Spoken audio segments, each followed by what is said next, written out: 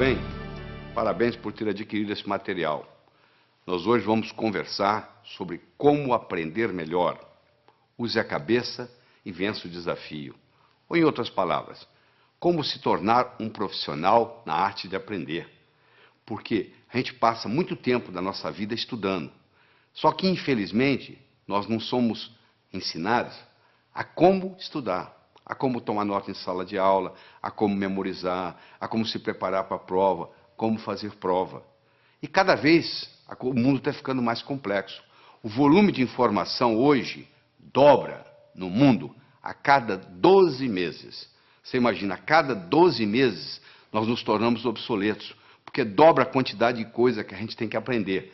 Nós somos constantes aprendizes. Essa é a grande verdade. Nós somos hoje eternos aprendizes. Antigamente a gente se formava, colocava o diploma na parede e vivia às custas dele. Hoje não dá. Hoje a gente tem que estar constantemente aprendendo coisas novas. E não é preciso estar doente para melhorar, não é verdade? Não é preciso ser um estudante medíocre para melhorar. Eu sei que você já é bom, mas você pode ficar melhor ainda. Ficar melhor para quê? Porque à medida que você vai enfrentando os problemas da vida, se você tem problemas e você tem uma capacidade cognitiva de resolver os problemas, na realidade você não tem problemas. Você está apenas vivendo, porque a vida é ter problemas. É só o pessoal que mora no cemitério que não tem problemas. Porque viver é resolver problemas. À medida que eu vou aumentando a minha habilidade de resolver problemas, à medida que eu vou melhorando a minha capacidade cognitiva, aquilo que era problema deixa de ser problema, porque eu já tenho a solução. O Frederick Heisroth, do MIT, escreveu na revista Spectrum que, se você analisar os atributos das decisões profissionais até o ano 2030, o que vai ser importante para um profissional saber, ele determinou que mais de 85% vai depender da intuição e da percepção. Agora eu pergunto para você, qual foi a última aula que você teve de intuição? Ou qual foi o último ensinamento que você teve de percepção? As duas características mais importantes, determinadas por Frederick Heisroth, do MIT, sobre o que vai depender o nosso sucesso profissional, isso não é nem ensinado nas escolas. Quer dizer, se não é nem ensinado nas escolas, onde que as pessoas vão aprender? Se você perguntar para qualquer jovem, você gosta de estudar? Não sei. Você gosta de aprender? Ah, de aprender eu gosto. Todo mundo gosta de aprender, não é verdade? O cérebro foi feito para aprender. Então, nós estamos sempre num processo de aprendizado. Agora, tem uma coisa interessante. Tudo aquilo que eu aprendo com os dois lados do cérebro fica comigo para o resto da vida. Se eu aprendo a andar de bicicleta, mesmo que eu passe 20 anos sem andar, se eu subir numa bicicleta, eu ando. Se eu aprender a nadar quando criança e passar, sei lá, 30 anos sem entrar na água, se eu entrar na água, eu nado. Por quê? Porque eu aprendi com os dois lados do cérebro. Infelizmente, aquilo que a gente aprende na escola, se você fizesse hoje uma prova, a última prova que você fez como estudante na sua vida, se você repetisse essa prova hoje, você não ia tirar nem metade da nota que você tirou naquela época, não é verdade? A maioria que você aprendeu, você esqueceu. Você esqueceu por quê? Porque você aprendeu só um lado do cérebro. Em pedagogia, existe uma parte da pedagogia chamada heurística. Heurística é o método educacional que consiste em fazer descobrir pelo aluno o que se lhe quer ensinar. Ou seja, o próprio aluno vai descobrindo o processo e quando você descobre aquilo, meu amigo, acabou, ninguém tira aquilo de você mais. Eu digo para o aluno o seguinte, se você entender claramente o que o professor está ensinando na aula, você não precisa estudar em casa. Você já tem o material pronto. Como que eu vou, o que eu tenho que fazer? Eu vou anotar palavras? Eu vou anotar números? Não. Você não vai anotar nem palavras, nem números. Você vai anotar ideias. Então você tem que colocar um disco quebrado na sua cabeça quando você está assistindo aula, e esse disco quebrado só diz uma coisa: o que ele ou ela quer que eu aprenda desse assunto. O que ele ou ela, professor, professora, quer que eu aprenda desse assunto. Esse disco quebrado vai ficar rodando durante todo o período da aula que você está assistindo. E você vai anotar não mais palavras ou números. Você vai passar a adotar ideias. Esse aqui é o grande segredo. Quando nós somos crianças, nós não temos nenhum medo de errar. Eu estou cansado de ver casais que vão com os filhos passar 1, 2, 3 anos fora, vão para os Estados Unidos, por exemplo. As crianças voltam falando inglês e o pai e a mãe não voltam falando inglês tão bem quanto as crianças. Porque o pai e a mãe ficam naquele negócio. Bom, quando eu estiver falando bem, aí eu vou falar. Só que para falar bem tem que praticar. Como a criança não tem essa dificuldade, ela não tem esse problema, o que acontece? Ela fala. Porque o erro é parte integrante do processo de aprendizado. O erro, quando bem interpretado, é altamente pedagógico. Quando tudo dá certo, você não aprende nada. Agora, quando dá errado, você pode aprender com o erro. Então, a primeira sugestão que eu tenho para você, erre, porque é errando que se aprende. Se você fica com muito medo de errar, o que acontece? Você não aprende nada. Existem pessoas que se fecham totalmente. Elas acham que já passou o tempo de escola, que agora não precisa aprender mais nada, que o que ela aprendeu é o suficiente para o resto da vida, o que não é verdade. Como o conhecimento dobra a cada 12 meses, aquilo que você aprendeu provavelmente vai servir muito pouco, porque muita coisa vai modificar. O mundo hoje não é mais de quem sabe. O mundo hoje é de quem aprende.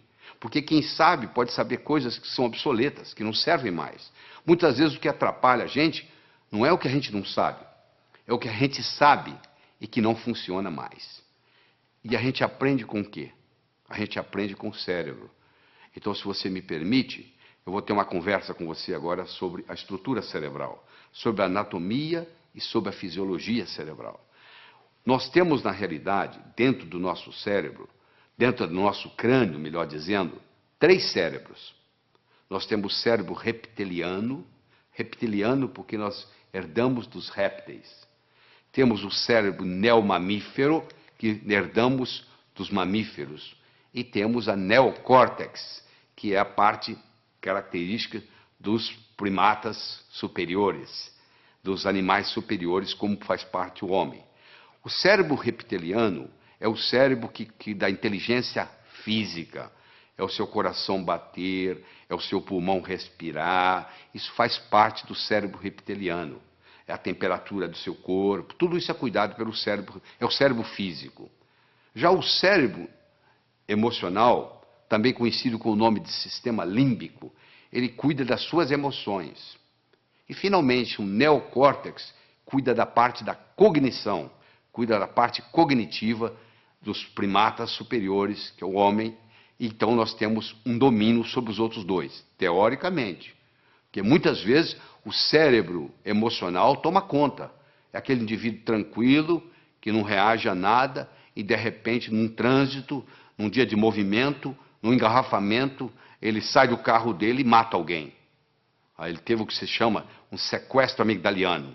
Ou seja, a amígdala dele, a amígdala cerebral, não é a amígdala da garganta, não. A amígdala cerebral, que é parte desse sistema emocional, tomou conta. É importante você entender isso, porque a parte emocional do cérebro, ela interfere na parte cognitiva. Ou seja, para nós pensarmos bem, nós precisamos da parte cognitiva em si e da parte emocional. Nós precisamos dos 2 componentes para fazer o pensamento. Antes a gente pensava que uma coisa era separada da outra. Hoje nós sabemos que não. O cérebro reptiliano nós herdamos dos répteis.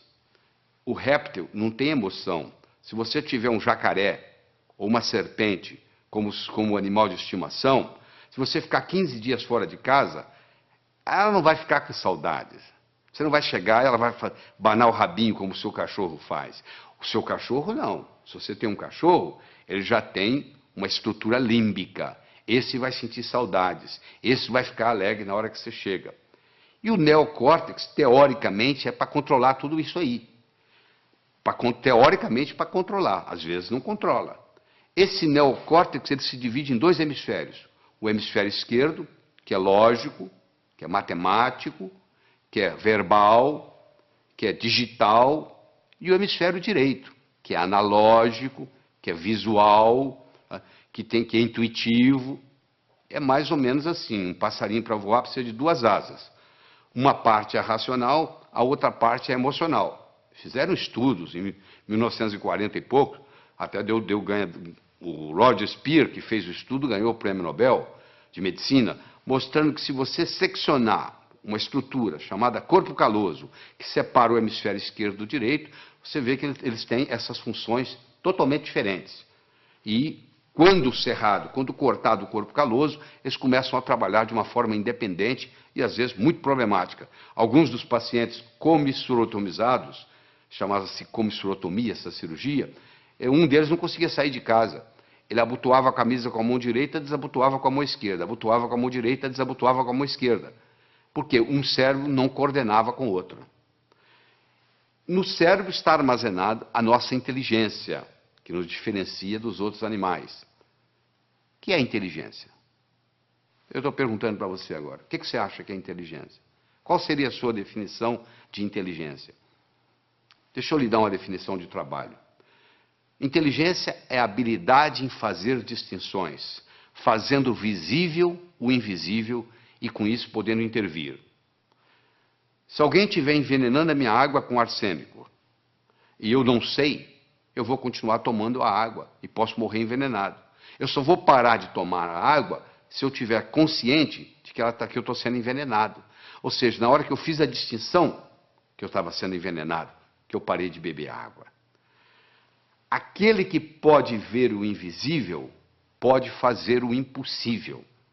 O que eu quero dizer com isso?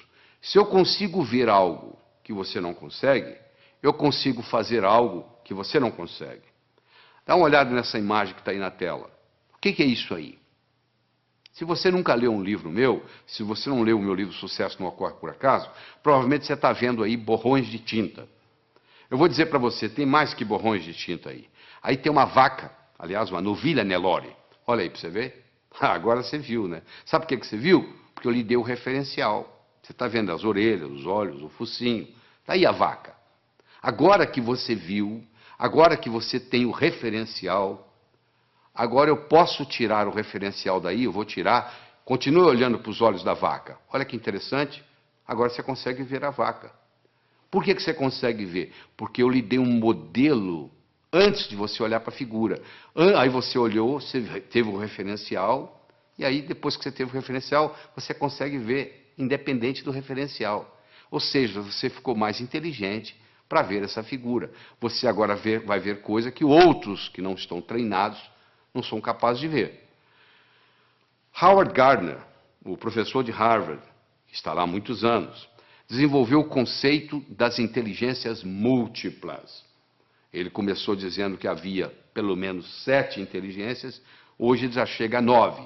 Eu quero discutir com você aqui as 7 inteligências iniciais de Howard Gardner. A primeira inteligência é a inteligência lógico-matemática, que, em geral, os homens têm um pouco mais desenvolvido que as mulheres. Você deve conhecer vários matemáticos famosos. Me cita algumas matemáticas famosas. Provavelmente você teria dificuldade, não é verdade? Em geral, os homens são mais racionais do que as mulheres. Até as mulheres reclamam. Meu marido é racional demais. Exatamente isso. Eu tive a oportunidade de escrever um livro, Como Passar no Vestibular. Esse livro eu estudei 18 jovens que tiraram o primeiro lugar no vestibular em diferentes capitais do Brasil. Eu estudei esses jovens e mostrei como é que eles faziam para tirar o primeiro lugar no vestibular. Você imagina que em 40 mil candidatos, uma pessoa tira o primeiro lugar.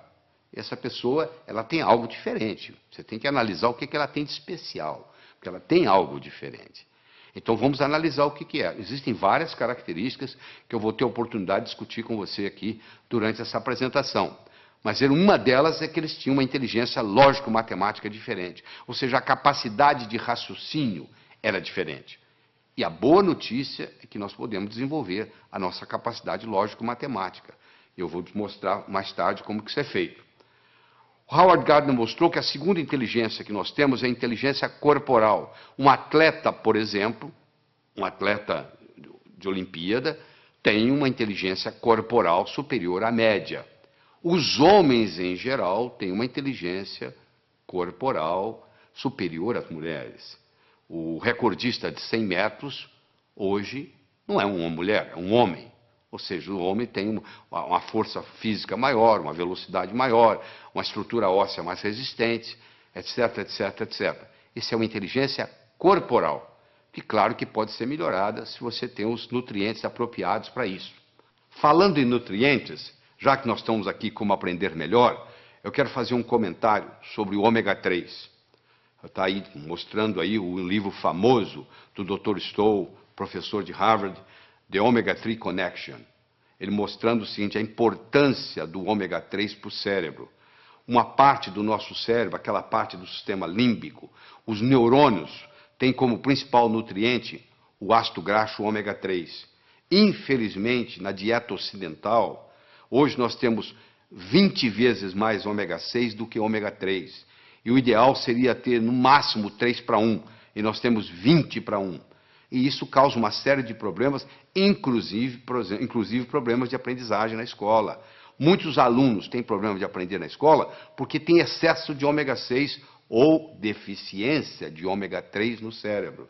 Então, a pessoa que ingere maior quantidade de ômega 3 tem a facilidade de aprender mais. Se você tem filho que está na escola, pode checar isso. Se o seu filho começar a fazer uma dieta onde aumenta a ingestão de ômega 3, ele vai melhorar na escola. Outra coisa importante sobre alimentação que eu gostaria de conversar com você é o ovo. Existe um mito, nada mais do que um mito, de que o ovo aumenta colesterol. Isso não é verdade. Não existe nenhum trabalho científico mostrando que o ovo aumenta colesterol. O trabalho mais sério que tem sobre ovo, eles pegaram 30 estudantes de medicina de Harvard, deram 25 ovos por dia durante 3 meses, e sabe o que aconteceu com o colesterol? Baixou. O ovo é o segundo alimento mais completo. O primeiro alimento mais completo é o leite materno. O segundo é o ovo. O ovo só não tem uma coisa, vitamina C. O resto dele é completo. Então, se você quer melhorar a sua capacidade de aprender, passe a fazer o uso mais frequente de ovos. Claro que se você fritar o ovo, o que vai causar problema não é o ovo em si, mas a fritura. Então, se você ingerir um ovo frito, se causar algum problema, não é por causa do ovo. Não culpe o ovo. Não tem nada a ver com o ovo, é a gordura que você está fritando. E eu gostaria de, en passant, fazer um comentário aqui, que hoje existem as chamadas smart drugs. Existem hoje medicamentos, claro que você tem que procurar seu médico, conversar com seu médico sobre isso, mas existem hoje medicamentos que são capazes de ajudar a aumentar a inteligência. Hoje, com a neurociência, mostrou-se vários nutrientes cerebrais que podem aumentar a inteligência, a capacidade de raciocínio, a concentração. Tudo isso pode ser feito, claro que tem que ser feito sob orientação médica. Eu não vou citar aqui nenhum medicamento, você procura o seu médico, conversa e diz, fiquei sabendo que existe uma coisa chamada smart drugs. Ou melhor, entra na internet, entra no Google, digita lá Smart Drugs, que você vai ver que existe uma série de ingredientes, hoje específicos, para você aumentar a sua capacidade cerebral, fazer prevenção de Alzheimer, e etc, etc, etc. Bom, vamos voltar aqui à nossa inteligência. Nós já falamos de inteligência lógico-matemática, já falamos de inteligência corporal. Eu gostaria agora de falar de duas que, reunidas, formam o que se chama inteligência emocional, que é a intrapessoal, que é de você para com você, e a interpessoal, que é de você para com os outros, ou seja, a sua inteligência comunicativa. A inteligência intrapessoal feminina é superior à inteligência intrapessoal masculina. As mulheres têm uma intuição superior aos homens, as mulheres têm uma percepção superior aos homens, as mulheres têm uma vida intrapessoal mais rica do que nós homens. Isso está provado. As mulheres também têm uma inteligência interpessoal superior, ou seja, a capacidade de se comunicar, por várias razões. Primeiro que desde criança, para obter o que querem junto aos irmãos mais fortes fisicamente, elas já tinham a capacidade de persuasão. E segundo que elas têm uma inteligência linguística superior aos homens. Uma menina de 3 anos tem um vocabulário muito superior a um menino de 3 anos. Ou seja, as mulheres têm uma inteligência linguística, e isso superior aos homens, isso facilita no processo da comunicação.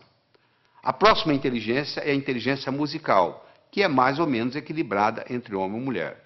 E, finalmente, a sétima inteligência que eu quero mencionar aqui é a inteligência espacial, que o homem tem superior à mulher. A mulher ficava na caverna, o homem ia trabalhar. De metrô? Não. De ônibus? Não. Ele ia andando. Onde que era o escritório dele? Na selva. Ele ia caçar. Todo dia no mesmo lugar? Não. Um dia ia para o norte, outro para o sul, outro para o leste, outro para o oeste. E de noite ele tinha que voltar para casa. E ele tinha que sair fora dos inimigos, ele tinha que tomar cuidado para não confundir a caverna dele com a dos outros. Então ele desenvolveu esse senso espacial. Tanto é que quando o seu marido vai passear com você de carro e ele se perde, e você diz para ele assim, ô bem, para ali no posto e pergunta. Ele fala, não, eu sei onde eu estou. Até que ele se dá conta que ele não sabe. Aí ele fala o seguinte, eu vou parar e você pergunta, tá? Porque é uma vergonha o homem não saber voltar para a caverna. Então nós conversamos até agora sobre as 7 primeiras inteligências de Howard Gardner. A lógico-matemática, a corporal, a intrapessoal, a interpessoal, a linguística, a musical e a espacial. Agora eu quero conversar com você sobre como você aumenta essas inteligências. No processo de aprender, tem 3 modos básicos. Ou a gente aprende olhando, ou a gente aprende escutando, ou a gente aprende fazendo. Nem todo mundo aprende do mesmo modo. Tem pessoas que são visuais. Bate o olho, está resolvido. Tem pessoas que são auditivas, só precisa escutar. E tem pessoas que precisam fazer. Então você pergunta assim, tomar nota em sala de aula é bom ou ruim? Eu falo, depende do seu tipo de aprender. Se você é o tipo sinestésico de aprender, tomar nota em sala de aula vai te fazer uma diferença enorme, porque você tem que estar anotando. Agora, se você é do tipo visual ou do tipo auditivo, já não faz muita diferença. Olha que interessante. Às vezes uma família tem uma criança, um filho, todo mundo na família sabe que aquela criança é super inteligente. E a criança não se dá bem na escola. E vem reclamações, etc. e tal. E aí eles taxam que essa criança tem o que se chama de learning disability. Ou seja, tem uma dificuldade de aprendizagem. Só que essa criança, muitas vezes, ela é sinestésica. E o sistema ensinado na escola, em geral, é audiovisual. O professor, a professora, o que fala, escreve lá no quadro. E essa criança é inquieta, porque ela tem que fazer, ela é sinestésica. E ela não aprende. Não é porque ela não tem a capacidade de aprender, é porque o sistema de ensino não está apropriado a ela. Não é uma learning disability, é sim uma teaching disability. Esses que não estão sabendo ensinar. Existem testes, você pode fazer teste, eu tenho livros sobre a comunicação global, no último capítulo tem um teste, você pode olhar, você faz um teste em 10, 15 minutos, você tem uma ideia, se você é mais visual, se você é mais auditivo, se você é mais sinestésico. E isso faz uma diferença enorme, às vezes você está aprendendo do modo errado, às vezes você não é um estudante brilhante, porque você está tentando aprender num canal diferente daquele que é característica sua. Eu quero falar sobre uma outra coisa muito importante aqui, é sobre o movimento dos olhos. Você já percebeu que à medida que você vai conversando, os seus olhos estão movimentando em todas as direções? Pois é, basicamente, nós podemos colocar os nossos olhos em 9 posições diferentes. Você pode olhar para cima, para a esquerda, para o centro, para a direita. Você pode olhar na horizontal, para a esquerda, para o centro, para a direita. Você pode olhar para baixo, para a esquerda, para o centro, para a direita. Bom, vamos tirar as posições centrais, porque não tem nada a ver com a nossa aula aqui hoje, com a nossa conversa aqui hoje. Sobram 6 posições, 2 para cima, 2 na horizontal, 2 para baixo. Não é verdade? Todas as vezes que você movimenta os seus olhos para cima, você ativa a parte visual do cérebro. Toda vez que você move os seus olhos na horizontal, você ativa a parte auditiva do cérebro. E toda vez que você olha para baixo, para a sua direita, você ativa a parte sinestésica do cérebro. Então, se eu, por exemplo, quero recordar algo, qual foi a cor da camisa que eu usei domingo passado? Pode ver que na mesma hora meu olhar vai subir. Vai subir para quê? Para procurar a cor da camisa. Ora, se eu olho para cima, para a minha esquerda, olha a sua esquerda aí, olha aí no slide. Se eu olho para cima, para a esquerda, eu estou recordando coisas. Se eu olho para cima, para a minha direita, eu estou construindo coisas. Então, se eu estou estudando e eu quero memorizar, alguma coisa, uma fórmula de física, por exemplo, eu vou olhar para cima, primeiro para a minha direita, para poder construir aquela fórmula de física dentro da minha cabeça. E depois eu vou olhar para cima, para a esquerda, para eu poder recordar, repetir aquela fórmula de física, até que ela fique parte da minha estrutura psicológica. Isso é muito importante entender, porque o movimento do olho facilita o processo. Olha só que interessante. A pessoa vai fazer o vestibular, vai fazer um teste, e chega lá e diz, eu dei branco. Por que ela deu branco? Porque ela colocou a cabeça para baixo, olhando para a prova, olhando para o teste. E faz essa pergunta, e ela esqueceu a fórmula de física. Se ela tivesse simplesmente levantado a cabeça e olhado na posição certa, ela teria resolvido o problema. Mas como ela está olhando para baixo, não teve a oportunidade de ter acesso ao campo visual, aquela fórmula de física não vem na cabeça dela. Então isso aí, nós podemos gastar horas e horas e horas estudando isso aqui, mas não é só a finalidade disso.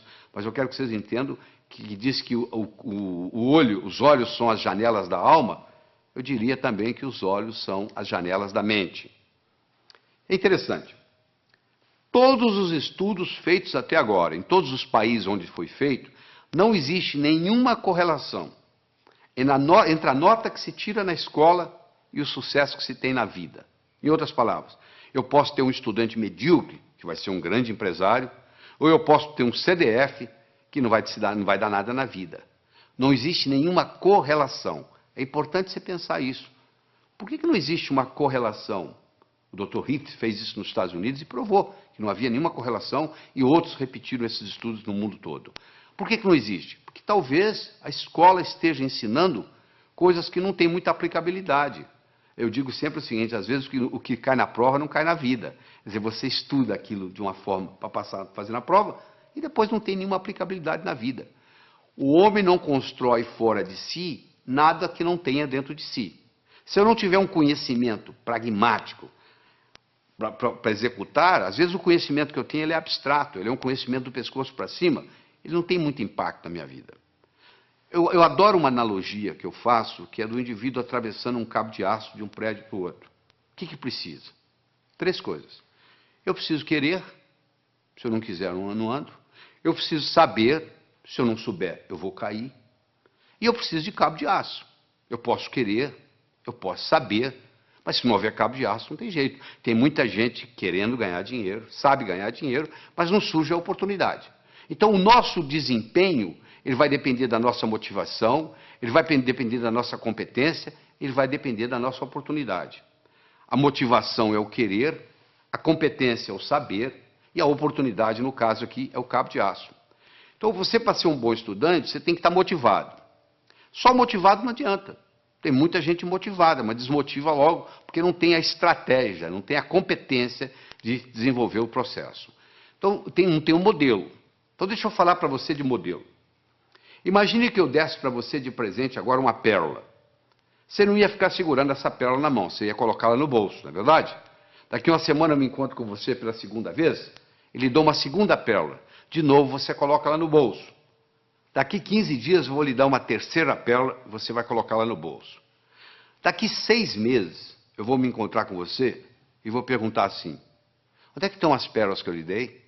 Você vai responder mais ou menos assim, a primeira eu coloquei no criado mudo, a arrumadeira lá em casa não viu, jogou no lixo. A segunda eu esqueci no bolso da calça, a calça foi para a lavanderia, voltou sem pérola. E a terceira eu escondi de mim mesmo, guardei tão bem guardado que eu não sei onde eu coloquei. Não é verdade? Se eu desse para você, antes de lhe dar a pérola, eu desse para você um fio de nylon e orientasse você para colocar as pérolas no fio de nylon, você ia fazer um colar. Se você colocasse esse colar no pescoço, e daqui 6 meses eu me encontrasse com você e perguntasse onde estão as pérolas que eu lhe dei, você ia dizer, estão aqui, eu fiz delas um colar. Meus amigos, você que está aí assistindo, olha só, as pérolas são ideias. O cemitério está cheio de gente que teve boas ideias. Ou não fez nada com elas, ou estragou a vida. Eu já vi muita gente estragar a vida por causa de uma boa ideia. Se eu tiver uma boa ideia, mas não tiver um modelo por trás, é um desastre. Então, a melhor definição que eu conheço de educação é a seguinte, educação é aquilo que fica depois que você esqueceu tudo que você aprendeu. que fica? Ficam modelos. Tá bom? Eu vou demonstrar isso para você agora. Você vai olhar essa figura que está aí na tela. Você vai concentrar nesses 4 pontinhos que está entre os 2 olhos, os 2 corações aí. Eu quero que você olhe aí fixamente por 30 segundos, sem piscar os olhos. Quando eu falar 1, 2 e já, eu vou passar o slide. Aí você vai piscar os olhos 3 vezes. Combinado? Continua olhando fixamente para a tela. Atenção. 1, 2 e já! Pisca os olhos. Isso, eu vou lhe dar uma chance, não fique tranquilo. Eu vou lhe dar mais uma chance, tá? Você vai focar aí, foca. Quando eu falar 1, 2 e já, eu vou passar o slide e você pisca os olhos 3 vezes. Combinado? Atenção. 1, 2 e já! E aí, o que você viu? Você está vendo a imagem de Jesus Cristo? Mas essa tela está em branco, não tem nada. Você está tendo uma experiência de uma realidade virtual. Isso que está acontecendo aí, uma realidade virtual. Mas se você não tivesse visto antes esse slide, você não ia ver essa realidade virtual. Ou seja, eu tive que primeiro criar no seu cérebro um modelo de contraste para depois você poder ver isso. Entendeu como é que funciona a coisa? Então, quando eu tenho um modelo, fica fácil eu identificar. Eu vou confirmar isso agora com você. Escolha qualquer número, pode escolher o que você quiser. Pega um papel, uma caneta para você fazer esse exercício, se for o caso. Eu quero que você escolha qualquer número entre 17 e 77. Quero que você acrescente 7 a esse número. Acrescentou? Muito bem. Eu quero que você multiplique a soma por 2. Então você vai escolher um número entre 17 e 77, você vai acrescentar 7, você vai multiplicar a soma por 2, dessa soma você vai subtrair 4. Aí agora você divide o resultado por 2.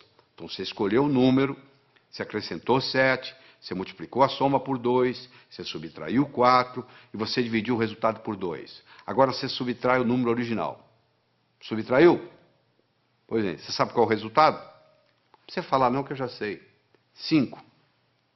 Sabe por que eu sei? Porque eu criei um algoritmo cujo resultado dá 5. Você quer ver? Olha só, eu criei um algoritmo assim. Você escolhe um número X, você acrescenta 7 a esse número, tá certo? Aí você pega esse resultado, x mais 7, multiplica por 2, dá 2x mais 14. Você pega esse 2x mais 14, você tira 4, dá 2x mais 10. Você pega esse 2x mais 10, divide por 2, dá x mais 5. Você tira o número original, que é x, o que sobra? 5. Não é mágica, não, isso é tecnologia. O resultado vai dar 5, não tem nenhuma dúvida. Então, eu criei um algoritmo cujo resultado é 5. Do mesmo modo que eu posso criar um algoritmo para ter sucesso profissional, e o resultado vai ser sucesso. Então, quando eu tenho um algoritmo, quando eu tenho um programa testado, e eu coloco aquilo na minha estrutura psicológica, o resultado é muito simples. Quer ver? Eu vou fazer mais um teste com você. Eu quero que você conte quantos triângulos você consegue ver nessa figura. Eu sei que tem triângulos aí, os mais variados. Ó. Tem o triângulo AG, AGB, tem o BHC, e assim vai. Se nós pudéssemos ficar aqui uma meia hora conversando, você ia começar a descobrir triângulos para cá. Você diz, peraí, tem um triângulo aqui que é o ADB que eu não contei. Ih, peraí, tem o AEB. Olha, vai aparecendo, vai aparecendo, vai aparecendo. E eu quero saber se hoje o salário seu desse mês depende de você descobrir quantos triângulos tem aí. E eu vou obter resultados diferentes, dependendo do aluno que tiver, ou quem estiver fazendo isso. Mas se eu lhe der um modelo que eu vou dar agora, olha só que bonito. Nós temos 10 triângulos simples. Olha lá, o triângulo AGB, BHC, CHI, CID, DIJ, DJE, EJF, EFA, AFG e chega no AGB. Ou seja, você conta, tem 10 triângulos simples. Muito bem. Tem 10 triângulos duplos. O que é triângulo duplo? Eu tenho um triângulo que é o AHB, que é um triângulo duplo, ele tem 2 dentro dele. Eu tenho um triângulo que é AFB, ele também é duplo. Em cada base eu tenho duplos. Se eu tenho 5 bases, 5 vezes 2, 10, eu tenho 10 triângulos duplos. Eu tinha 10 triângulos simples, agora eu tenho 10 triângulos duplos. Eu tenho 5 triângulos grandes, como o ADB, como o BEC. E assim vai, você vai como CAD, são triângulos grandes, são 5. Então eu tinha 10, com mais 10, 20, com mais 5, 25. Eu agora tenho os chamados triângulos triplos. O ABC é um triângulo triplo, o BCD é um triângulo triplo. E cada triângulo triplo, no seu oposto, tem um outro triângulo. O triângulo triplo ABC tem o AJC, olha aí. O triângulo triplo BCD tem o BFD. Isso, como eu tenho 5, 5, 10. Eu tenho um total de 10. Eu tenho 10 simples, 10 duplos, 5 grandes e 10 triplos. Eu tenho 35 triângulos. Mas eu perguntei quantos triângulos você conseguia ver nessa figura. Se você olhar a letra A, dentro dela existe um triângulozinho. Então a resposta certa seria 36. Isso não é pegadinha. Cuidado com a pergunta que é feita. Por isso que muita gente não passa no vestibular. Parece que a pergunta é pegadinha. Não. Quantos triângulos você consegue ver nessa figura? Dentro da letra A tem um triângulo, que é aquele triângulozinho que você está vendo lá.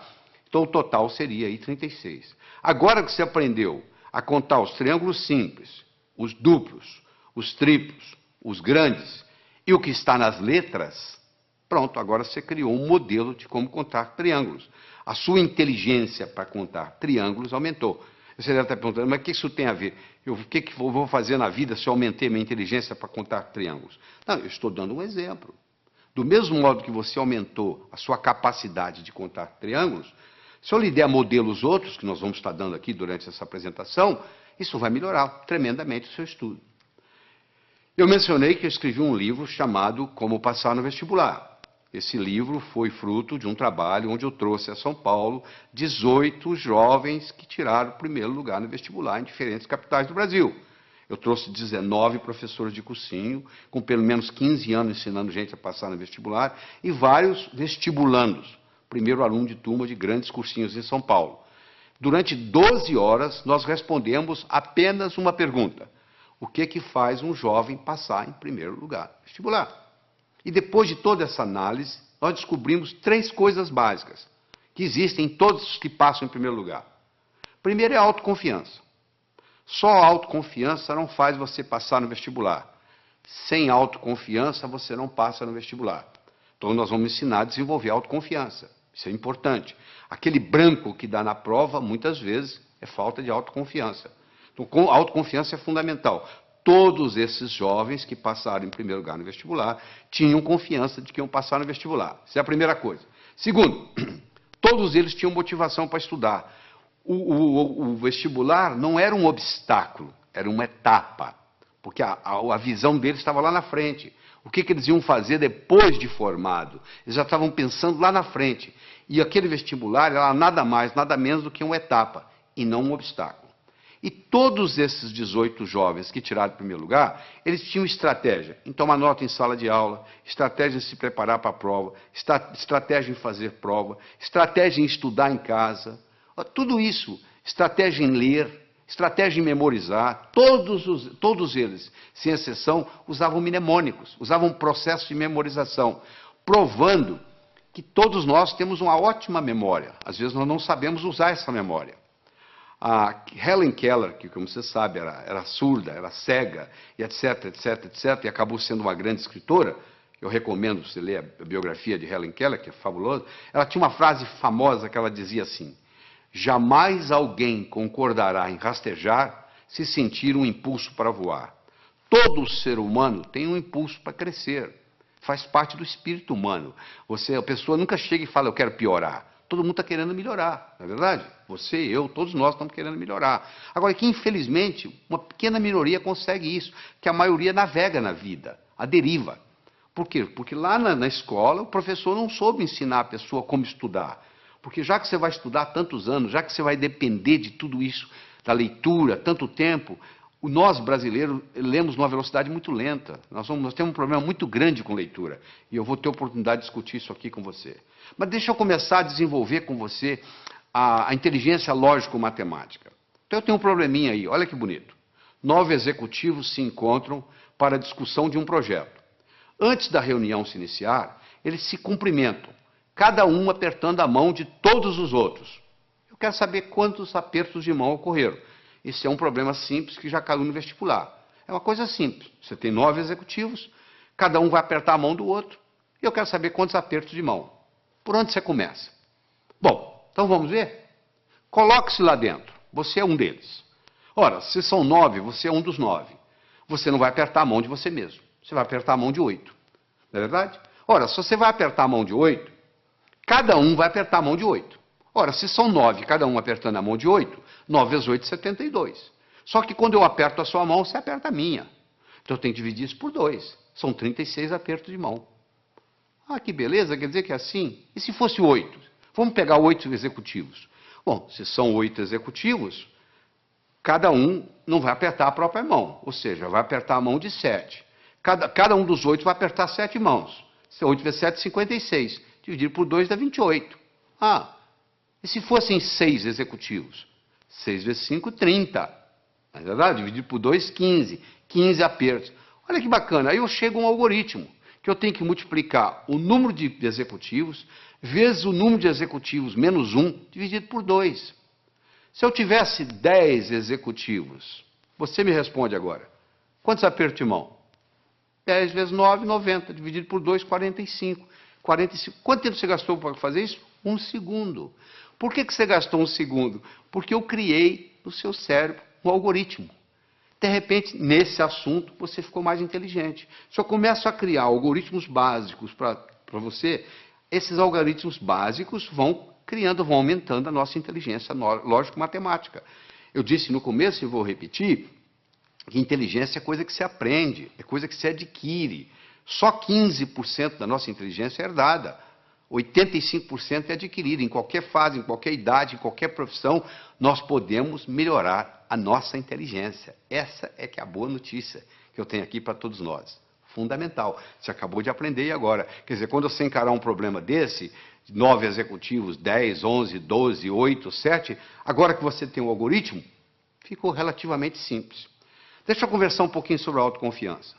Se eu colocar uma tábua de 40 centímetros de largura, 10 metros de comprimento aqui no chão, você consegue andar nela.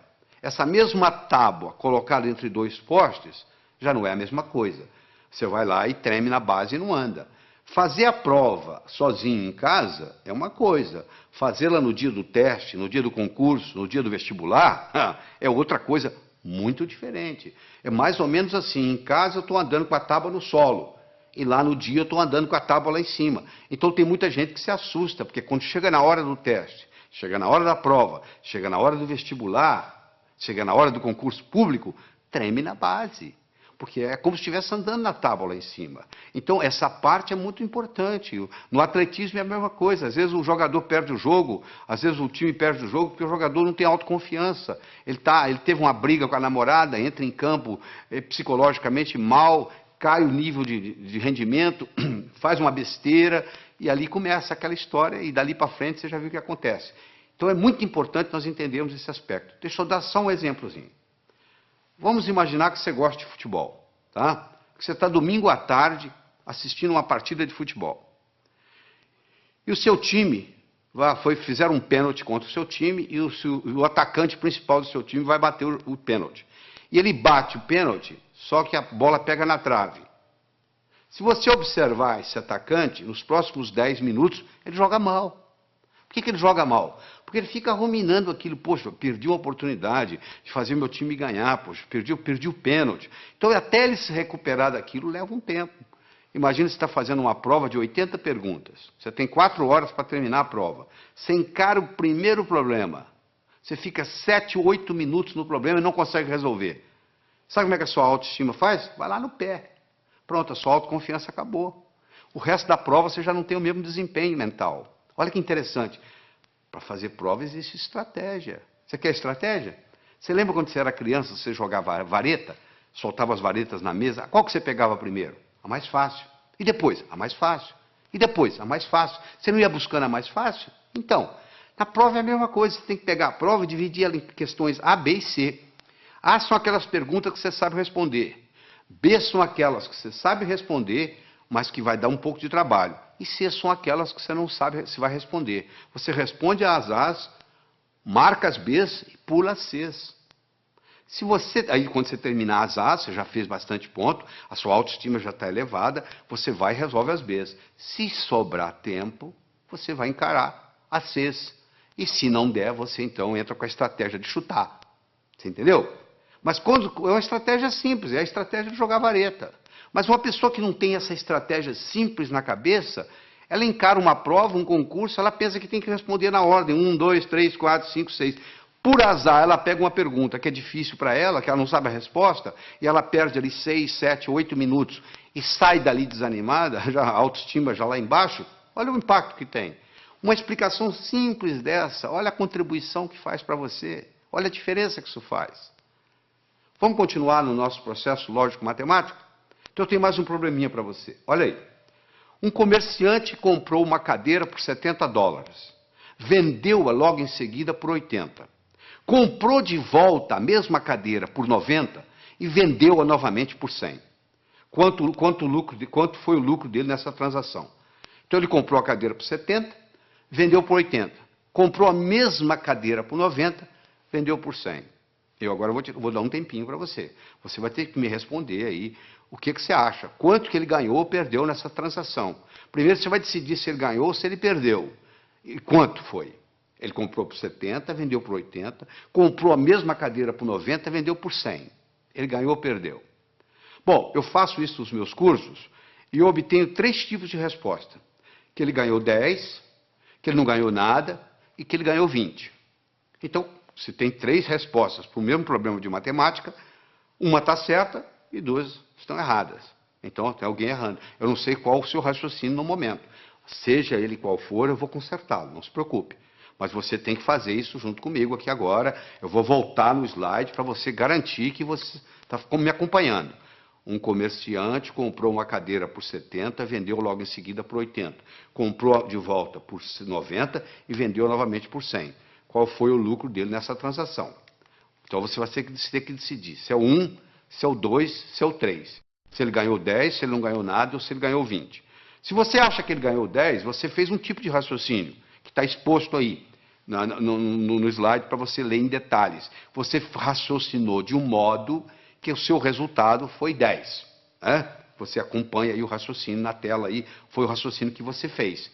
O comerciante comprou uma cadeira por 70, vendeu por 80, teve um lucro de 10. Ele comprou novamente a cadeira por 90, após ter vendido por 80, perdendo, portanto, os 10 que ele ganhou. E ele então vendeu por 100, após ter comprado por 90. Portanto, o lucro foi de 10.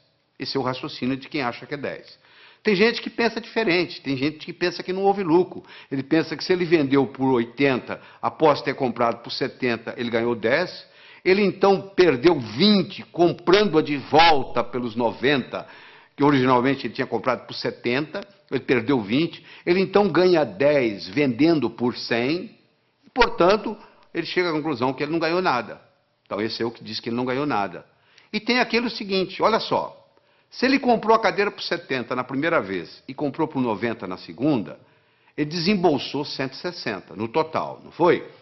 Se ele vendeu a primeira vez por 80 e vendeu a segunda por 100, ele, na realidade, recebeu 180. Ora, se ele desembolsou 60 e desembolsou 160 e recebeu 180, quanto que ele ganhou? Ele ganhou 20. É só se imaginar que você tem um bolso para comprar e um bolso para vender.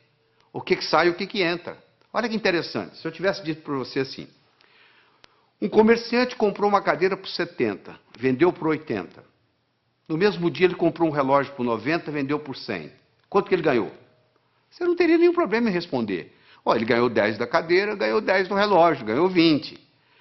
Como eu falei que era a mesma cadeira, eu já compliquei a sua vida. Olha o que a linguagem faz na vida da gente.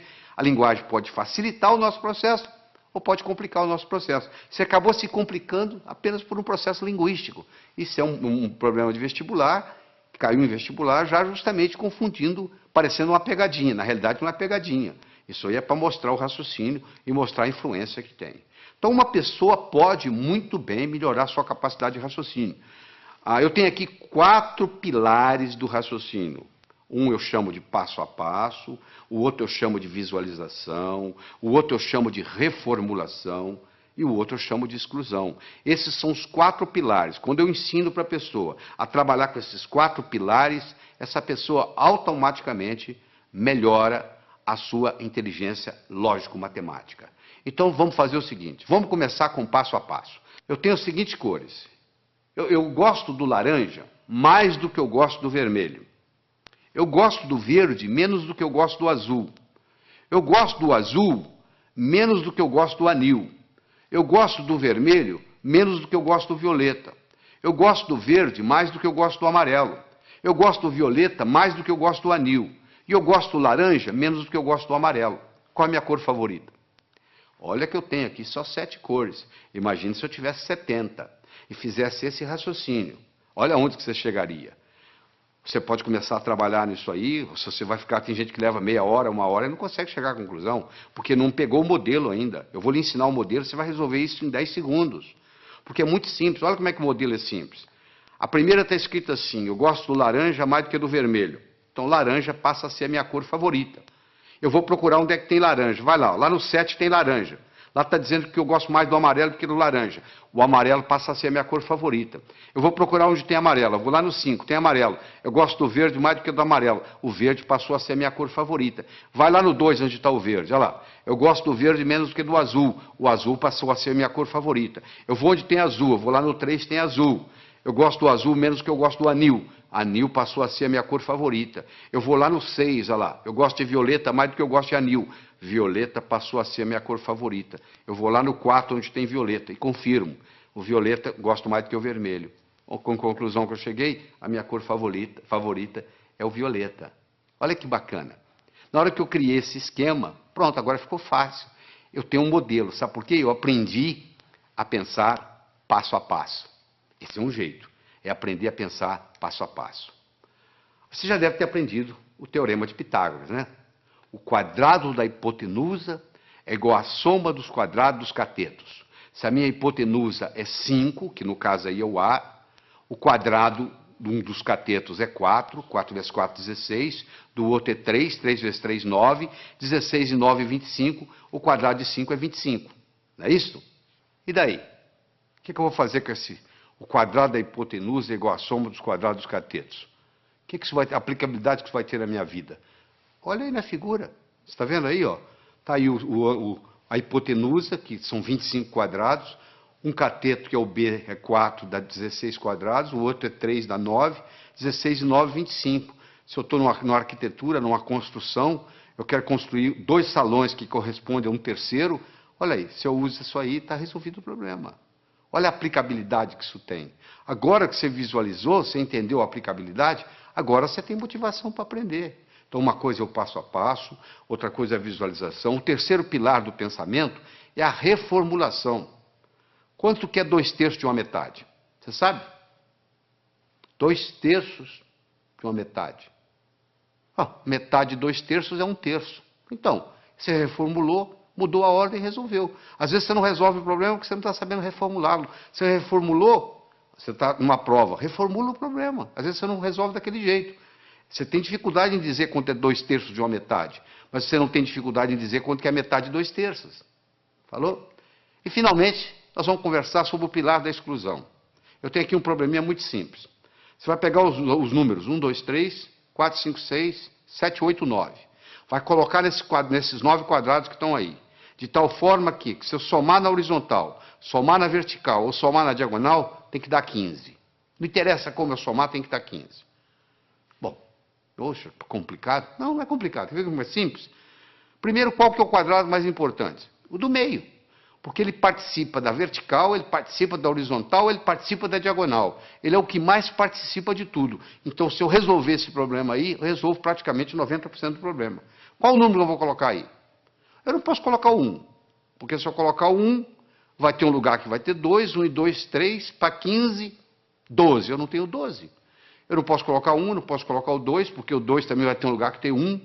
Eu não posso colocar o 3. Por que eu não posso colocar o 3? Porque se eu colocar o 3 aí, vai ter um lugar que tem 1. 3 e 1, 4. Para 15, 11. Eu não tenho 11. Eu não posso colocar o 4, porque se eu colocar o 4 aí, vai ter um lugar que vai ter 1. São 5. Para 15, 10. Eu não tenho 10. Eu posso colocar o 9? Não. Se eu colocar o 9 aí, tem um lugar que vai ter 8. 9 e 8, 17. Já passou de 15. E se eu colocar o 7? Também não pode. 9 e 7, 16. Já passou de 15. E se eu colocar o 6? 9 e 6, 15. O que sobra para o outro? Eu não tenho 0. Então eu vou excluindo, excluindo, excluindo, você chega à conclusão que só tem um número para colocar aí, é o 5. Aí na hora que eu coloquei o 5 aí, ó, a coisa fica muito simples. Você pode fazer você mesmo aí, você vai ver aí que se você somar na horizontal, somar na vertical, somar na diagonal, o resultado dá sempre 15. Eu comecei o problema, você fala, isso eu não consigo fazer. Não consegue, não. É porque você não tinha parado para pensar no processo da exclusão. Agora você tem o pilar da exclusão, da visualização, da reformulação, do passo a passo, e aí o processo vai. Então, nós já falamos, é importante você levar em consideração a motivação. Como é que você motiva? Você fica olhando a sua meta. E é uma coisa, gente, preparar para o vestibular, preparar para concurso, preparar para a vida, não é uma corrida de 100 metros, é uma maratona. Você conversa com um maratonista, a estratégia é bem diferente de correr 100 metros. Porque o maratonista, ele sabe que vai demorar a corrida. O corredor de 100 metros sabe que vai acabar logo. Eu acho que eu tenho que aprender para a vida. Eu tenho que manter isso na minha memória. E o que acontece com a maioria dos estudantes? Aprende, esquece, aprende, esquece, aprende, esquece. E diz assim, minha memória é ruim, a memória não serve para nada. Não é só a memória que é ruim, é porque você não sabe usar a sua memória. Deixa eu lhe ensinar 3 segredos. A memória gosta de movimento. Uma coisa é eu pensar num cachorro parado, outra coisa é pensar num cachorro correndo. É totalmente diferente. Aquelas memórias que você tem na sua mente, elas estão lá na forma de filmes e não na forma de slides. Se você memoriza coisa parada, você esquece. Se você memoriza em movimento, você vai se lembrar sempre. Segundo, existem estudos mostrando que o professor que trabalha com giz de 2 cores aumenta em 19% o desempenho da classe que ele está lecionando. Porque você usando mais de uma cor, você estimula outras áreas do cérebro. Se você trabalha só com preto e branco, você está trabalhando com a área esquerda, o seu hemisfério esquerdo do cérebro. Se você trabalha com colorido, outra cor qualquer, você está trabalhando com o lado direito. Então você procura estudar com a caneta de pelo menos 2 cores. Terceiro, você tem que exagerar. Uma coisa é você pensar num cachorro, outra coisa é você pensar num cachorro do tamanho de um elefante. Ora, se eu vou guardar uma fórmula de física, eu imagino a fórmula de física do tamanho de um prédio. Eu coloco ela na minha cor favorita e eu ponho ela piscando. Aquilo nunca mais sai da minha cabeça. Eu vou memorizar um telefone, eu imagino os números do tamanho de um prédio. Eu imagino os números coloridos, eu imagino os números piscando. Pronto, aquilo ali memoriza. Então não existe a história de memória ruim. Todos temos uma boa memória. Se você tem um carro novinho e você não sabe dirigi-lo, ele não vai ter nenhuma utilidade para você. Você não vai culpar o carro. É a sua habilidade de dirigir que tem que melhorar. A sua memória não tem problema nenhum. Só que você não sabe usá-la. Isso é diferente. Então ela gosta de movimento, ela gosta de cores, ela gosta de exagero, ela gosta de mnemônicos. Todos esses jovens, 18 jovens que eu estudei, que tiraram o primeiro lugar no vestibular, todos eles, sem exceção, trabalhavam com mnemônicos. Você quer ver um mnemônico simples? 30 dias tem abril, junho, setembro e novembro. De 28 só há 1, todos os demais 31. Pronto. Se o mês tem 30 ou tem 31 dias, está aí para você na tela aí, o mnemônico para você olhar. Então você tem que criar seus próprios mnemônicos, um jeito de você fazer para facilitar a sua memória. Todos os 18 jovens não só trabalhavam com mnemônicos, mas trabalhavam com fichas de revisão.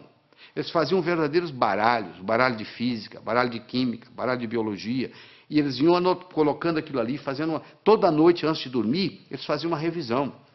A medicina mostra que os últimos 20 minutos, o que você vivencia nos últimos 20 minutos antes de dormir, rumina na sua cabeça a noite toda.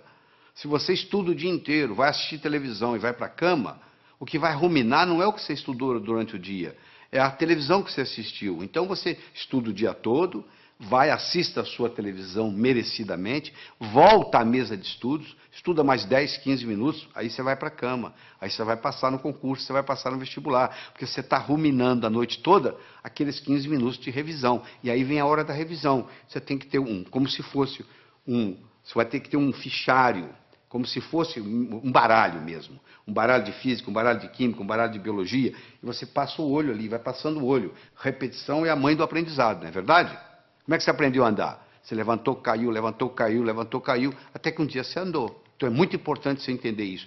É muito importante você colocar ritmo e rima, é muito importante o contexto. É fundamental o contexto. Você não tem ideia do contexto.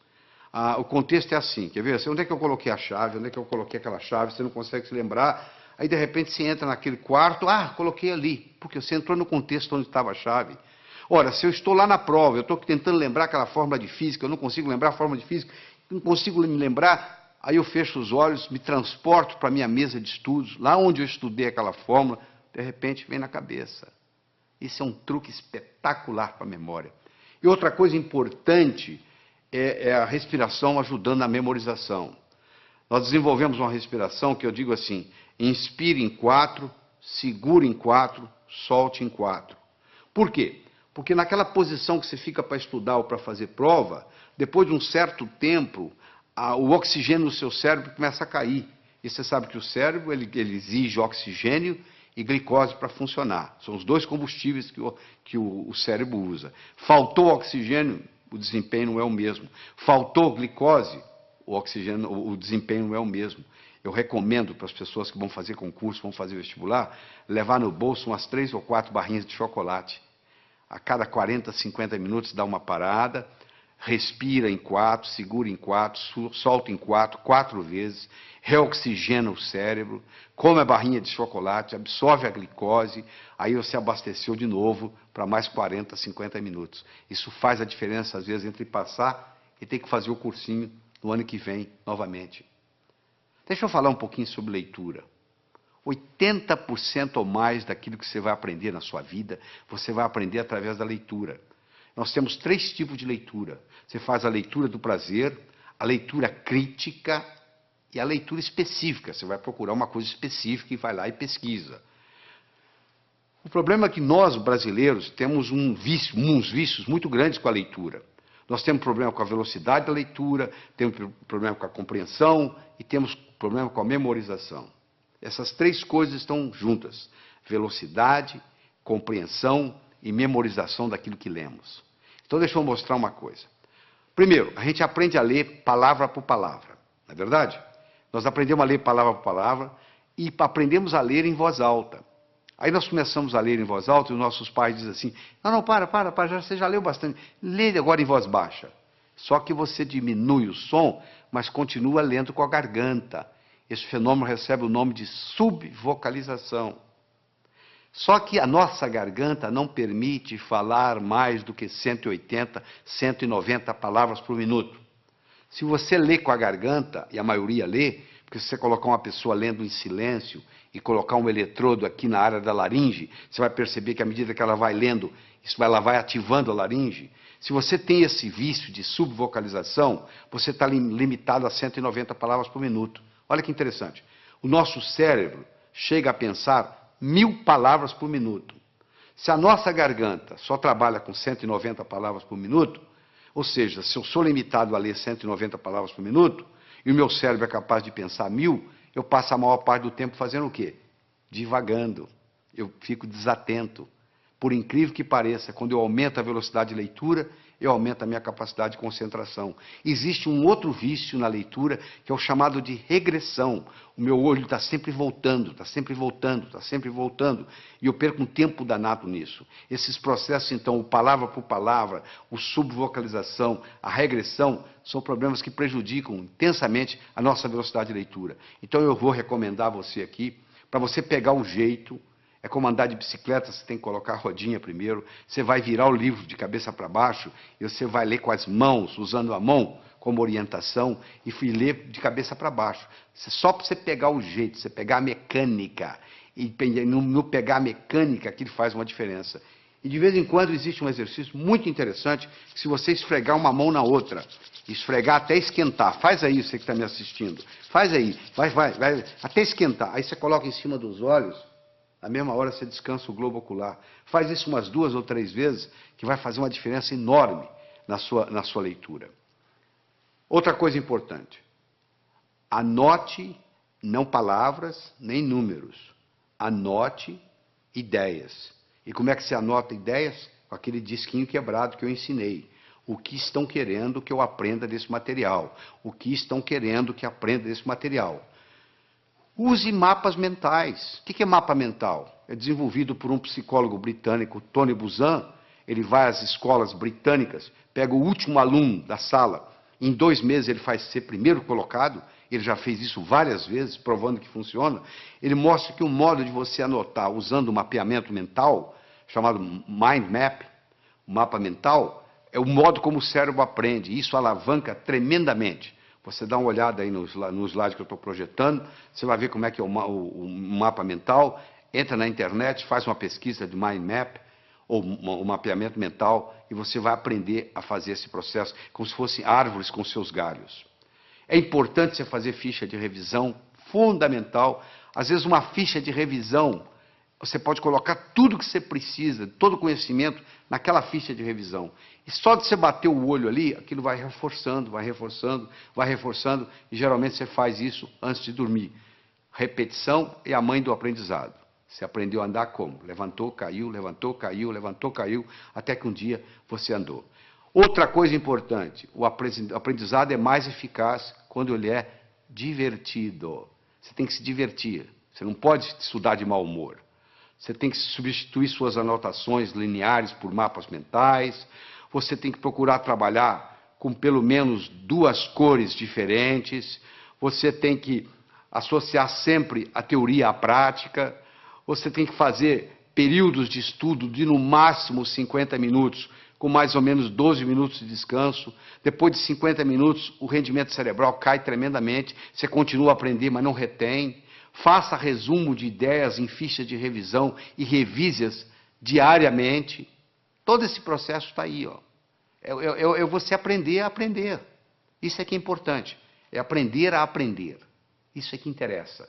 Porque depois que você aprendeu a aprender, você se torna o capitão do seu navio, meu amigo. Você aí, o limite, o céu é o limite. Você não vai depender mais de ninguém.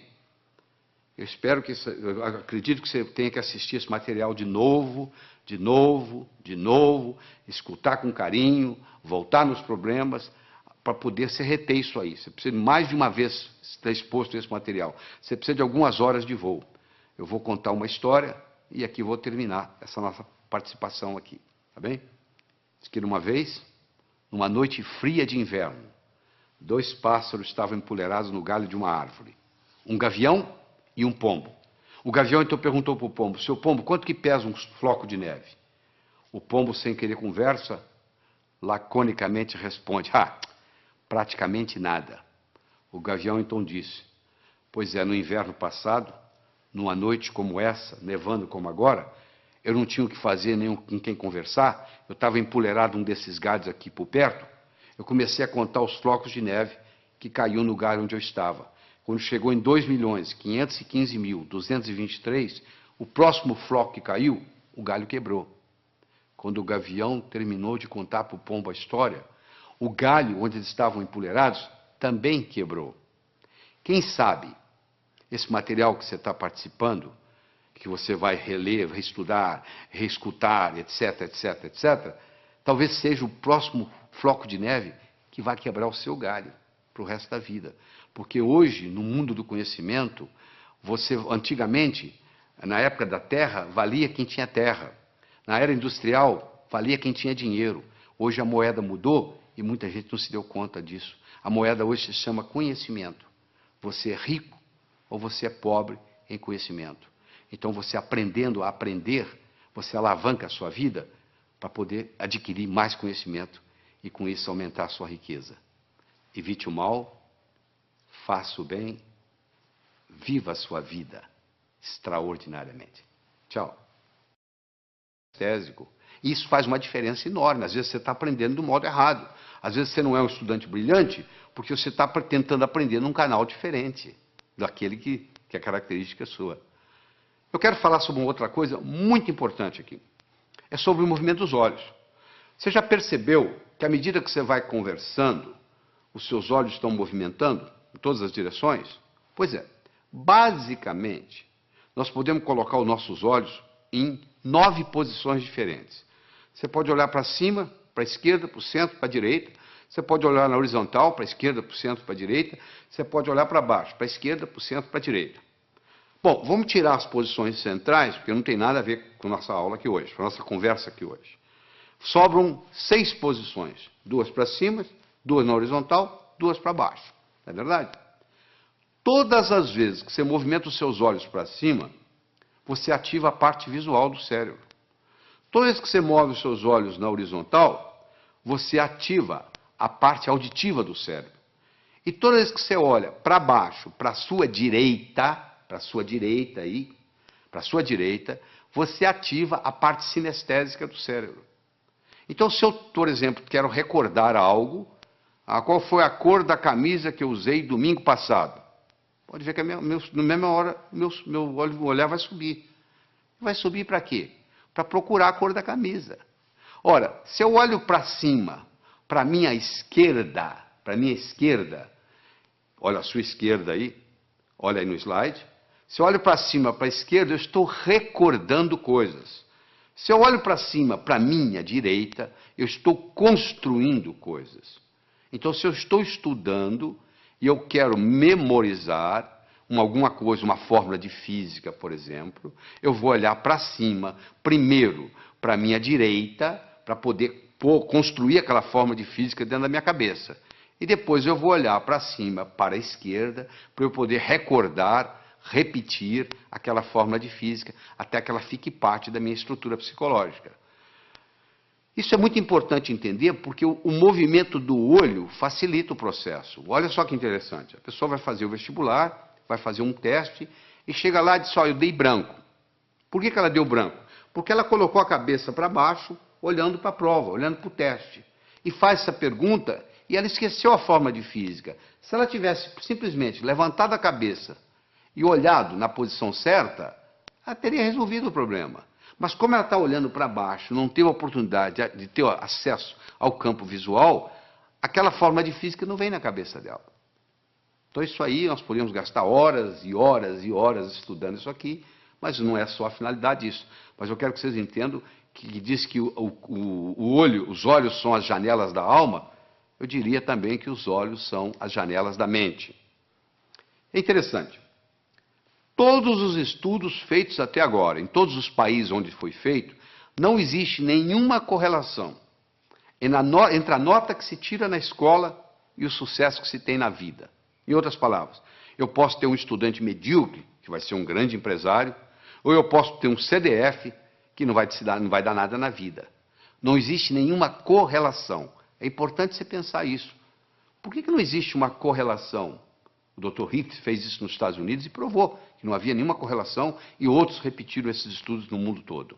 Por que não existe? Porque talvez a escola esteja ensinando coisas que não têm muita aplicabilidade. Eu digo sempre o seguinte, às vezes o que cai na prova não cai na vida. Quer dizer, você estuda aquilo de uma forma para fazer na prova, e depois não tem nenhuma aplicabilidade na vida. O homem não constrói fora de si nada que não tenha dentro de si. Se eu não tiver um conhecimento pragmático para executar, às vezes o conhecimento que eu tenho ele é abstrato, ele é um conhecimento do pescoço para cima, ele não tem muito impacto na minha vida. Eu adoro uma analogia que eu faço, que é do indivíduo atravessando um cabo de aço de um prédio para o outro. O que precisa? 3 coisas. Eu preciso querer, se eu não quiser, eu não ando. Eu preciso saber, se eu não souber, eu vou cair. E eu preciso de cabo de aço. Eu posso querer, eu posso saber, mas se não houver cabo de aço, não tem jeito. Tem muita gente querendo ganhar dinheiro, sabe ganhar dinheiro, mas não surge a oportunidade. Então, o nosso desempenho, ele vai depender da nossa motivação, ele vai depender da nossa competência, ele vai depender da nossa oportunidade. A motivação é o querer, a competência é o saber, e a oportunidade, no caso aqui, é o cabo de aço. Então, você, para ser um bom estudante, você tem que estar motivado. Só motivado não adianta. Tem muita gente motivada, mas desmotiva logo, porque não tem a estratégia, não tem a competência de desenvolver o processo. Então, não tem um modelo. Então, deixa eu falar para você de modelo. Imagine que eu desse para você de presente agora uma pérola. Você não ia ficar segurando essa pérola na mão, você ia colocá-la no bolso, não é verdade? Daqui uma semana eu me encontro com você pela segunda vez, e lhe dou uma segunda pérola. De novo, você coloca ela no bolso. Daqui 15 dias eu vou lhe dar uma terceira pérola, e você vai colocá-la no bolso. Daqui 6 meses eu vou me encontrar com você e vou perguntar assim, onde é que estão as pérolas que eu lhe dei? Você vai responder mais ou menos assim, a primeira eu coloquei no criado mudo, a arrumadeira lá em casa não viu, jogou no lixo. A segunda eu esqueci no bolso da calça, a calça foi para a lavanderia, voltou sem pérola. E a terceira eu escondi de mim mesmo, guardei tão bem guardado que eu não sei onde eu coloquei. Não é verdade? Se eu desse para você, antes de lhe dar a pérola, eu desse para você um fio de nylon e orientasse você para colocar as pérolas no fio de nylon, você ia fazer um colar. Se você colocasse esse colar no pescoço, e daqui 6 meses eu me encontrasse com você e perguntasse onde estão as pérolas que eu lhe dei, você ia dizer, estão aqui, eu fiz delas um colar. Meus amigos, você que está aí assistindo, olha só, as pérolas são ideias. O cemitério está cheio de gente que teve boas ideias. Ou não fez nada com elas, ou estragou a vida. Eu já vi muita gente estragar a vida por causa de uma boa ideia. Se eu tiver uma boa ideia, mas não tiver um modelo por trás, é um desastre. Então, a melhor definição que eu conheço de educação é a seguinte: educação é aquilo que fica depois que você esqueceu tudo que você aprendeu. O que fica? Ficam modelos. Tá bom? Eu vou demonstrar isso para você agora. Você vai olhar essa figura que está aí na tela, você vai concentrar nesses 4 pontinhos que está entre os 2 olhos, os 2 corações aí. Eu quero que você olhe aí fixamente por 30 segundos, sem piscar os olhos. Quando eu falar 1, 2 e já, eu vou passar o slide. Aí você vai piscar os olhos 3 vezes. Combinado? Continua olhando fixamente para a tela. Atenção. 1, 2 e já! Pisca os olhos. Isso, eu vou lhe dar uma chance, não fique tranquilo. Eu vou lhe dar mais uma chance, tá? Você vai focar aí, foca. Quando eu falar 1, 2 e já, eu vou passar o slide e você pisca os olhos 3 vezes. Combinado? Atenção. 1, 2 e já! E aí, o que você viu? Você está vendo a imagem de Jesus Cristo? Mas essa tela está em branco, não tem nada. Você está tendo uma experiência de uma realidade virtual. Isso que está acontecendo aí, uma realidade virtual. Mas se você não tivesse visto antes esse slide, você não ia ver essa realidade virtual. Ou seja, eu tive que primeiro criar no seu cérebro um modelo de contraste para depois você poder ver isso. Entendeu como é que funciona a coisa? Então, quando eu tenho um modelo, fica fácil eu identificar. Eu vou confirmar isso agora com você. Escolha qualquer número, pode escolher o que você quiser. Pega um papel, uma caneta para você fazer esse exercício, se for o caso. Eu quero que você escolha qualquer número entre 17 e 77. Quero que você acrescente 7 a esse número. Acrescentou? Muito bem. Eu quero que você multiplique a soma por 2. Então, você vai escolher um número entre 17 e 77, você vai acrescentar 7, você vai multiplicar a soma por 2, dessa soma você vai subtrair 4. Aí agora você divide o resultado por 2. Então, você escolheu o número, você acrescentou 7, você multiplicou a soma por 2, você subtraiu 4 e você dividiu o resultado por 2. Agora você subtrai o número original. Subtraiu? Pois é, você sabe qual é o resultado? Não precisa falar não que eu já sei. 5. Sabe por que eu sei? Porque eu criei um algoritmo cujo resultado dá 5.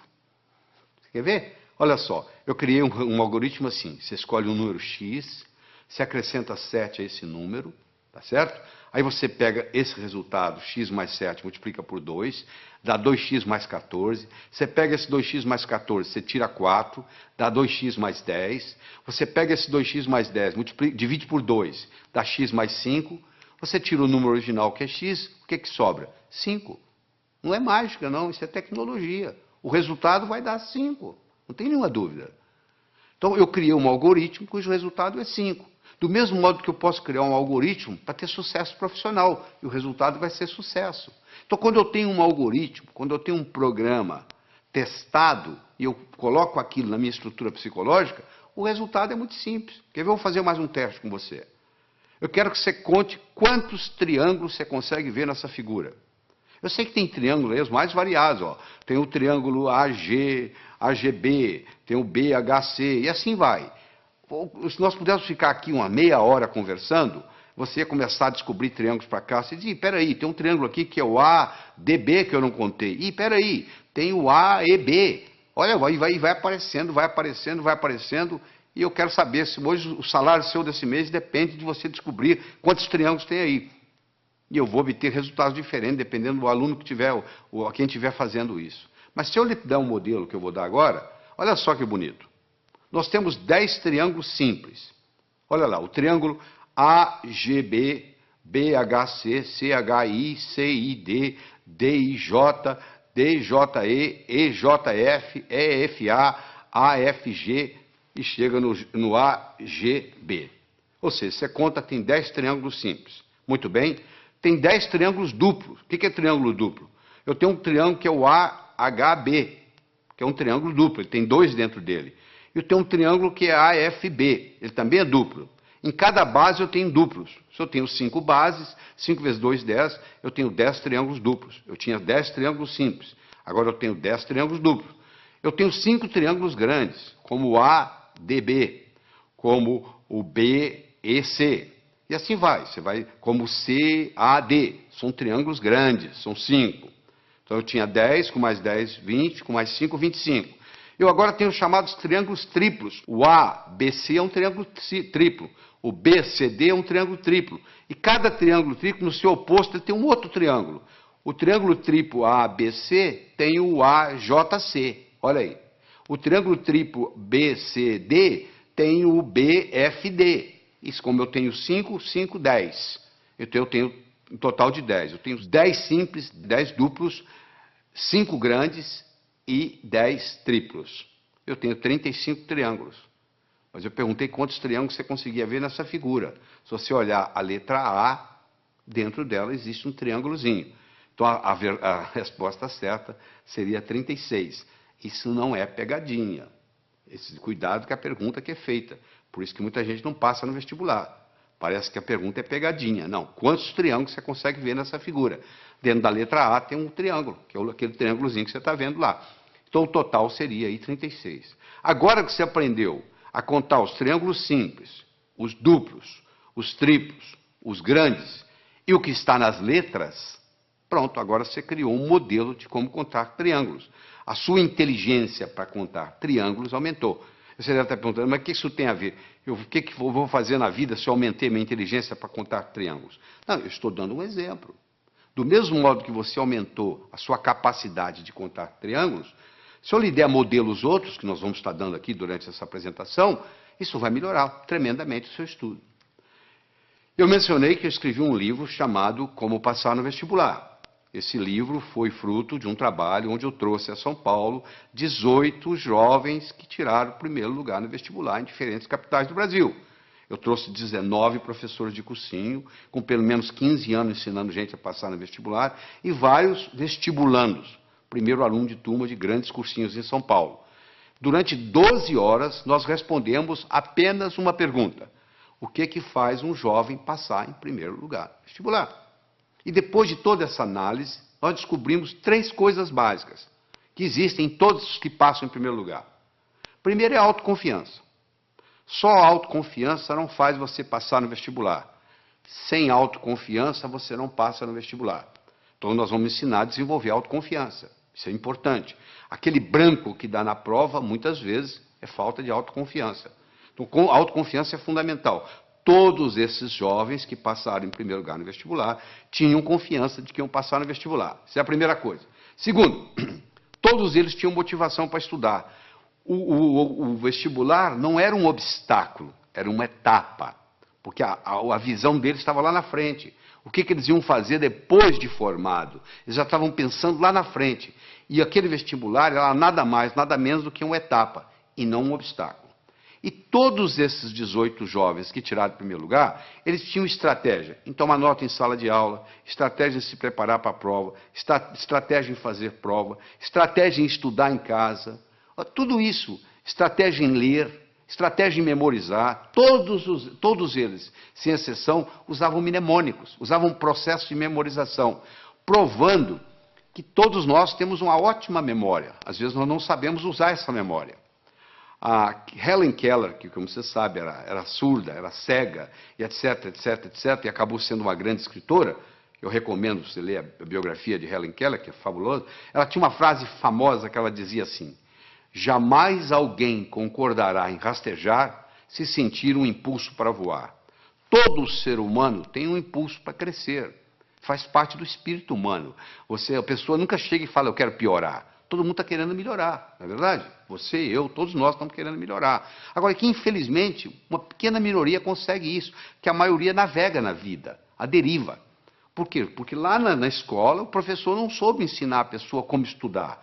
Porque já que você vai estudar tantos anos, já que você vai depender de tudo isso, da leitura, tanto tempo, Nós, brasileiros, lemos numa velocidade muito lenta. Nós temos um problema muito grande com leitura.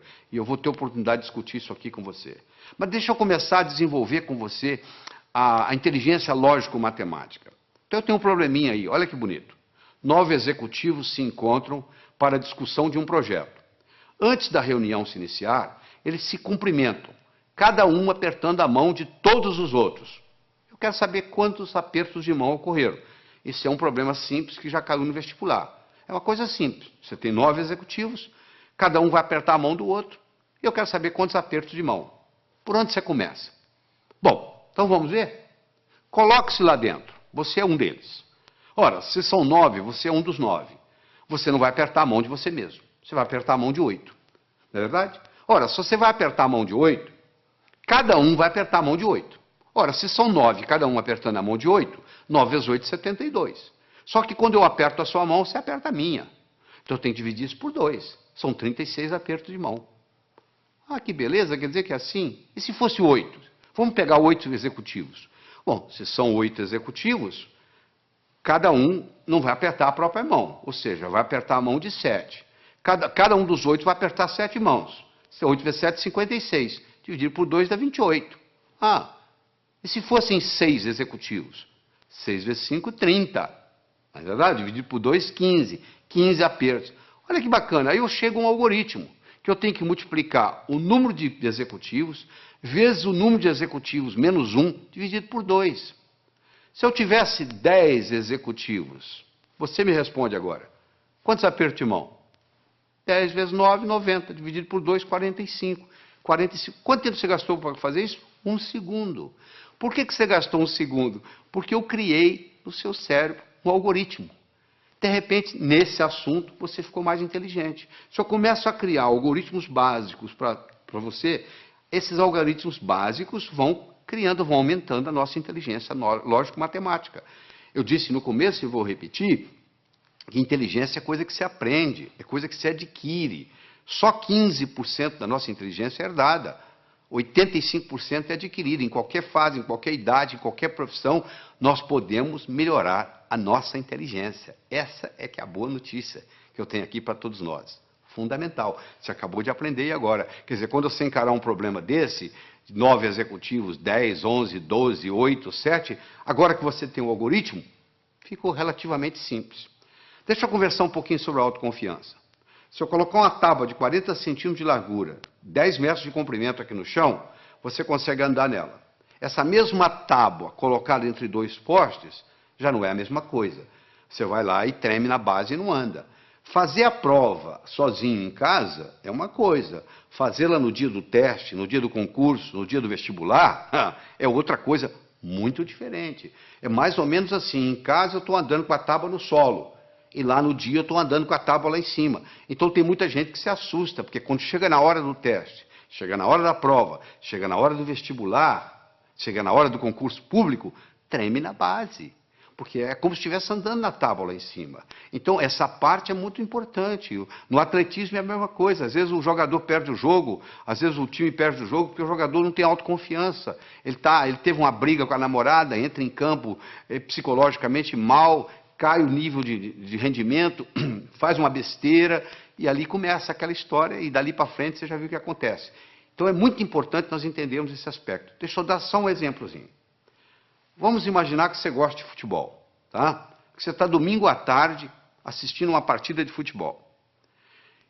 E o seu time, fizeram um pênalti contra o seu time, e o atacante principal do seu time vai bater o pênalti. E ele bate o pênalti, só que a bola pega na trave. Se você observar esse atacante, nos próximos 10 minutos, ele joga mal. Por que ele joga mal? Porque ele fica ruminando aquilo. Poxa, perdi uma oportunidade de fazer meu time ganhar. Poxa, perdi o pênalti. Então, até ele se recuperar daquilo, leva um tempo. Imagina você está fazendo uma prova de 80 perguntas. Você tem 4 horas para terminar a prova. Você encara o primeiro problema. Você fica 7, 8 minutos no problema e não consegue resolver. Sabe como é que a sua autoestima faz? Vai lá no pé. Pronto, a sua autoconfiança acabou. O resto da prova você já não tem o mesmo desempenho mental. Olha que interessante. Para fazer prova existe estratégia. Você quer estratégia? Você lembra quando você era criança, você jogava vareta? Soltava as varetas na mesa. Qual que você pegava primeiro? A mais fácil. E depois? A mais fácil. E depois? A mais fácil. Você não ia buscando a mais fácil? Então, na prova é a mesma coisa. Você tem que pegar a prova e dividir ela em questões A, B e C. A são aquelas perguntas que você sabe responder. B são aquelas que você sabe responder, mas que vai dar um pouco de trabalho. E C são aquelas que você não sabe se vai responder. Você responde às A's, marca as B's e pula as C's. Se você, aí quando você terminar as A's, você já fez bastante ponto, a sua autoestima já está elevada, você vai e resolve as B's. Se sobrar tempo, você vai encarar as C's. E se não der, você então entra com a estratégia de chutar. Você entendeu? Mas quando é uma estratégia simples, é a estratégia de jogar vareta. Mas uma pessoa que não tem essa estratégia simples na cabeça, ela encara uma prova, um concurso, ela pensa que tem que responder na ordem, 1, 2, 3, 4, 5, 6. Por azar, ela pega uma pergunta que é difícil para ela, que ela não sabe a resposta, e ela perde ali 6, 7, 8 minutos e sai dali desanimada, já a autoestima já lá embaixo. Olha o impacto que tem. Uma explicação simples dessa, olha a contribuição que faz para você, olha a diferença que isso faz. Vamos continuar no nosso processo lógico-matemático? Então eu tenho mais um probleminha para você. Olha aí. Um comerciante comprou uma cadeira por $70. Vendeu-a logo em seguida por 80. Comprou de volta a mesma cadeira por 90 e vendeu-a novamente por 100. Quanto foi o lucro dele nessa transação? Então ele comprou a cadeira por 70, vendeu por 80. Comprou a mesma cadeira por 90, vendeu por 100. Eu agora vou dar um tempinho para você. Você vai ter que me responder aí o que você acha. Quanto que ele ganhou ou perdeu nessa transação. Primeiro você vai decidir se ele ganhou ou se ele perdeu. E quanto foi? Ele comprou por 70, vendeu por 80, comprou a mesma cadeira por 90, vendeu por 100. Ele ganhou ou perdeu? Bom, eu faço isso nos meus cursos e eu obtenho 3 tipos de resposta. Que ele ganhou 10, que ele não ganhou nada e que ele ganhou 20. Então, se tem 3 respostas para o mesmo problema de matemática, uma está certa e 2 estão erradas. Então, tem alguém errando. Eu não sei qual o seu raciocínio no momento. Seja ele qual for, eu vou consertá-lo, não se preocupe. Mas você tem que fazer isso junto comigo aqui agora. Eu vou voltar no slide para você garantir que você está me acompanhando. Um comerciante comprou uma cadeira por 70, vendeu logo em seguida por 80. Comprou de volta por 90 e vendeu novamente por 100. Qual foi o lucro dele nessa transação? Então você vai ter que decidir se é o 1, se é o 2, se é o 3. Se ele ganhou 10, se ele não ganhou nada ou se ele ganhou 20. Se você acha que ele ganhou 10, você fez um tipo de raciocínio que está exposto aí no slide para você ler em detalhes. Você raciocinou de um modo que o seu resultado foi 10. Você acompanha aí o raciocínio na tela aí, foi o raciocínio que você fez. O comerciante comprou uma cadeira por 70, vendeu por 80, teve um lucro de 10. Ele comprou novamente a cadeira por 90, após ter vendido por 80, perdendo, portanto, os 10 que ele ganhou. E ele então vendeu por 100, após ter comprado por 90. Portanto, o lucro foi de 10. Esse é o raciocínio de quem acha que é 10. Tem gente que pensa diferente, tem gente que pensa que não houve lucro. Ele pensa que se ele vendeu por 80, após ter comprado por 70, ele ganhou 10. Ele então perdeu 20, comprando-a de volta pelos 90, que originalmente ele tinha comprado por 70, ele perdeu 20. Ele então ganha 10 vendendo por 100, e, portanto, ele chega à conclusão que ele não ganhou nada. Então esse é o que diz que ele não ganhou nada. E tem aquele seguinte, olha só. Se ele comprou a cadeira por 70 na primeira vez e comprou por 90 na segunda, ele desembolsou 160 no total, não foi? Se ele vendeu a primeira vez por 80 e vendeu a segunda por 100, ele, na realidade, recebeu 180. Ora, se ele desembolsou 60 e desembolsou 160 e recebeu 180, quanto que ele ganhou? Ele ganhou 20. É só você imaginar que você tem um bolso para comprar e um bolso para vender. O que sai e o que entra. Olha que interessante, se eu tivesse dito para você assim, um comerciante comprou uma cadeira por 70, vendeu por 80. No mesmo dia ele comprou um relógio por 90, vendeu por 100. Quanto que ele ganhou? Você não teria nenhum problema em responder. Ele ganhou 10 da cadeira, ganhou 10 do relógio, ganhou 20. Como eu falei que era a mesma cadeira, eu já compliquei a sua vida. Olha o que a linguagem faz na vida da gente. A linguagem pode facilitar o nosso processo, ou pode complicar o nosso processo. Você acabou se complicando apenas por um processo linguístico. Isso é um problema de vestibular, que caiu em vestibular já justamente confundindo, parecendo uma pegadinha. Na realidade, não é pegadinha. Isso aí é para mostrar o raciocínio e mostrar a influência que tem. Então, uma pessoa pode muito bem melhorar sua capacidade de raciocínio. Eu tenho aqui 4 pilares do raciocínio. Um eu chamo de passo a passo, o outro eu chamo de visualização, o outro eu chamo de reformulação e o outro eu chamo de exclusão. Esses são os 4 pilares. Quando eu ensino para a pessoa a trabalhar com esses 4 pilares, essa pessoa automaticamente melhora a sua inteligência lógico-matemática. Então vamos fazer o seguinte, vamos começar com passo a passo. Eu tenho as seguintes cores. Eu gosto do laranja mais do que eu gosto do vermelho. Eu gosto do verde menos do que eu gosto do azul. Eu gosto do azul menos do que eu gosto do anil. Eu gosto do vermelho menos do que eu gosto do violeta. Eu gosto do verde mais do que eu gosto do amarelo. Eu gosto do violeta mais do que eu gosto do anil. E eu gosto do laranja menos do que eu gosto do amarelo. Qual é a minha cor favorita? Olha que eu tenho aqui só 7 cores. Imagine se eu tivesse 70 e fizesse esse raciocínio. Olha onde que você chegaria. Você pode começar a trabalhar nisso aí, se você vai ficar, tem gente que leva meia hora, 1 hora e não consegue chegar à conclusão, porque não pegou o modelo ainda. Eu vou lhe ensinar o modelo, você vai resolver isso em 10 segundos. Porque é muito simples, olha como é que o modelo é simples. A primeira está escrita assim, eu gosto do laranja mais do que do vermelho. Então laranja passa a ser a minha cor favorita. Eu vou procurar onde é que tem laranja. Vai lá no 7 tem laranja. Lá está dizendo que eu gosto mais do amarelo do que do laranja. O amarelo passa a ser a minha cor favorita. Eu vou procurar onde tem amarelo. Eu vou lá no 5, tem amarelo. Eu gosto do verde mais do que do amarelo. O verde passou a ser a minha cor favorita. Vai lá no 2, onde está o verde. Olha lá. Eu gosto do verde menos do que do azul. O azul passou a ser a minha cor favorita. Eu vou onde tem azul. Eu vou lá no 3, tem azul. Eu gosto do azul menos do que eu gosto do anil. Anil passou a ser a minha cor favorita. Eu vou lá no 6, olha lá. Eu gosto de violeta mais do que eu gosto de anil. Violeta passou a ser a minha cor favorita. Eu vou lá no 4, onde tem violeta, e confirmo. O violeta gosto mais do que o vermelho. Com a conclusão que eu cheguei, a minha cor favorita é o violeta. Olha que bacana.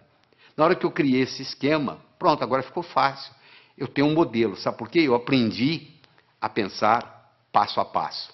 Esse é um jeito, é aprender a pensar passo a passo. Você já deve ter aprendido o teorema de Pitágoras, né? O quadrado da hipotenusa é igual à soma dos quadrados dos catetos. Se a minha hipotenusa é 5, que no caso aí é o A, o quadrado de um dos catetos é 4, 4 vezes 4, 16, do outro é 3, 3 vezes 3, 9, 16 e 9, 25, o quadrado de 5 é 25. Não é isso?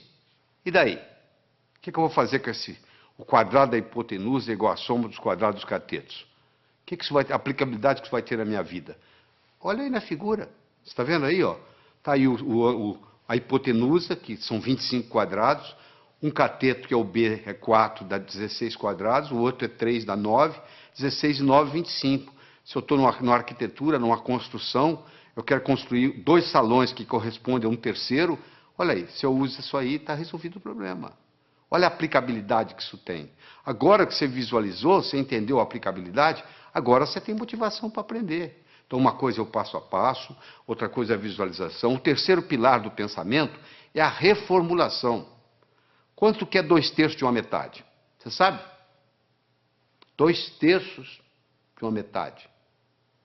Metade de 2/3 é 1/3. Então, você reformulou, mudou a ordem e resolveu. Às vezes você não resolve o problema porque você não está sabendo reformulá-lo. Você reformulou, você está numa prova, reformula o problema. Às vezes você não resolve daquele jeito.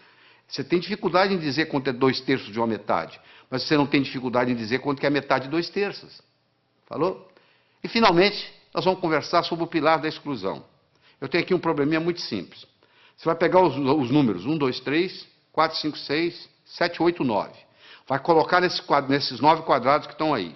De tal forma que, se eu somar na horizontal, somar na vertical ou somar na diagonal, tem que dar 15.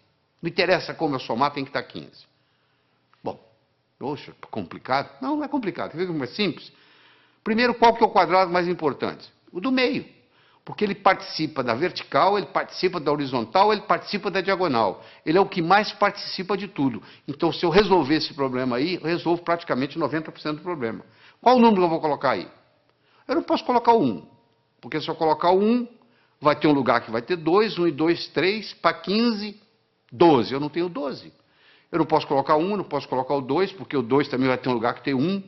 Eu não posso colocar o 3. Por que eu não posso colocar o 3? Porque se eu colocar o 3 aí, vai ter um lugar que tem 1. 3 e 1, 4.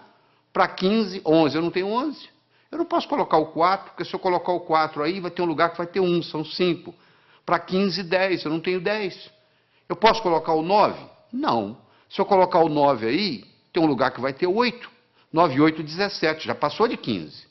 E se eu colocar o 7? Também não pode. 9 e 7, 16. Já passou de 15.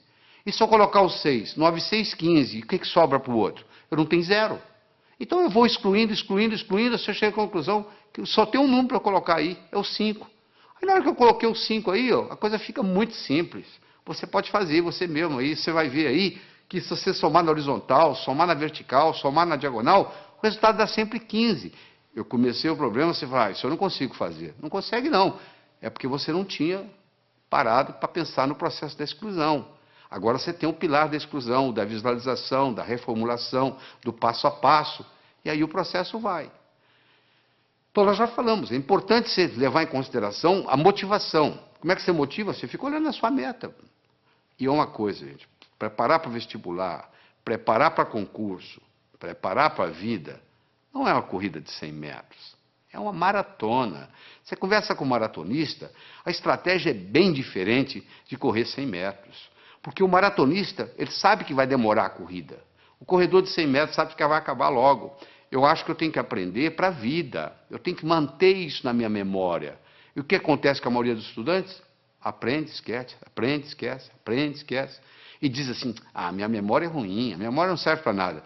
Não é só a memória que é ruim, é porque você não sabe usar a sua memória. Deixa eu lhe ensinar 3 segredos. A memória gosta de movimento. Uma coisa é eu pensar num cachorro parado, outra coisa é pensar num cachorro correndo. É totalmente diferente.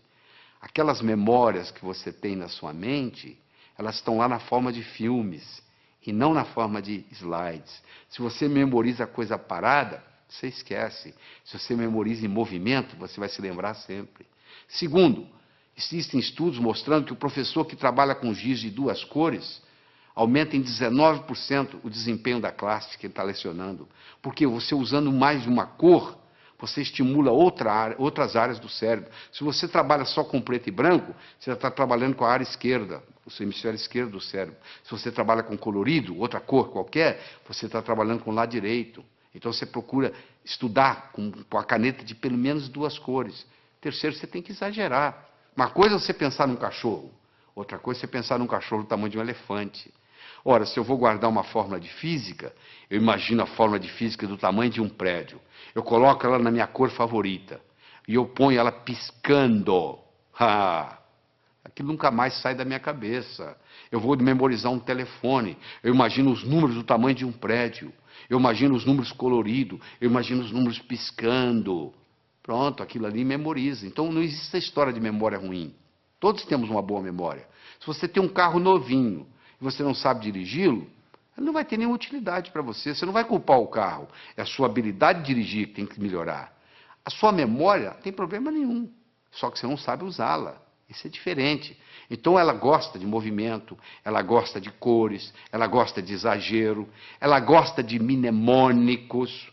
Todos esses jovens, 18 jovens que eu estudei, que tiraram o primeiro lugar no vestibular, todos eles, sem exceção, trabalhavam com mnemônicos. Você quer ver um mnemônico simples? 30 dias tem abril, junho, setembro e novembro. De 28 só a 1, todos os demais 31. Pronto. Se o mês tem 30 ou tem 31 dias, está aí para você na tela aí, o mnemônico para você olhar. Então você tem que criar seus próprios mnemônicos, um jeito de você fazer para facilitar a sua memória. Todos os 18 jovens não só trabalhavam com mnemônicos, mas trabalhavam com fichas de revisão. Eles faziam verdadeiros baralhos, baralho de física, baralho de química, baralho de biologia, e eles iam colocando aquilo ali, toda noite antes de dormir, eles faziam uma revisão. A medicina mostra que os últimos 20 minutos, o que você vivencia nos últimos 20 minutos antes de dormir, rumina na sua cabeça a noite toda. Se você estuda o dia inteiro, vai assistir televisão e vai para a cama, o que vai ruminar não é o que você estudou durante o dia, é a televisão que você assistiu. Então você estuda o dia todo, vai, assista a sua televisão merecidamente, volta à mesa de estudos, estuda mais 10, 15 minutos, aí você vai para a cama, aí você vai passar no concurso, você vai passar no vestibular, porque você está ruminando a noite toda aqueles 15 minutos de revisão, e aí vem a hora da revisão, você tem que ter como se fosse você vai ter que ter um fichário, como se fosse um baralho mesmo, um baralho de física, um baralho de química, um baralho de biologia, e você passa o olho ali, vai passando o olho. Repetição é a mãe do aprendizado, não é verdade? Como é que você aprendeu a andar? Você levantou, caiu, levantou, caiu, levantou, caiu, até que um dia você andou. Então é muito importante você entender isso.